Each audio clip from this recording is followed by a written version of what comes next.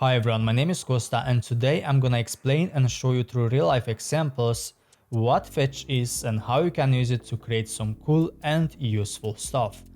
In short, fetch lets you display real data by using APIs. For example, if someone visits your website and you have their data like their name or picture, you can say "Welcome back, Adam" and show their picture. As you can see, Framer is using my picture and my name. They do this by using their internal API as I'm their user and they got this data from me. Another example would be if you are running an e-commerce site and want to display how many items are left in stock. And those are just a couple of examples, there are way more use cases than that. So today I will show you how I create a card in Framer that displays a new quote every time someone refreshes the website. So let's get started. First, select the text you want to add fetch to it, then click on content and click on add fetch. In this case, you can use these APIs provided by Framer, or you can do what I did.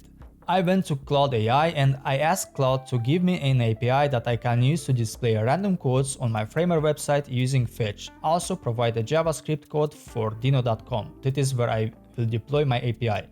And Cloud gave me this right here. Now you need an account on Dino.com or Cloudflare.com. I prefer Dino because it's so simple and also it's great for this video.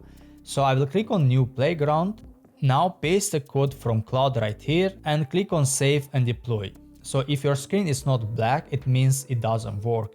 You need your API to display right here. So for example, if I refresh this API, it displays a new code and that is the purpose of my API. So in my case, it works perfectly. If it doesn't happen the same in your case, it means there is something wrong and you have to go back to Cloud and ask to fix that. So now you have to copy this URL from here and then paste it in here.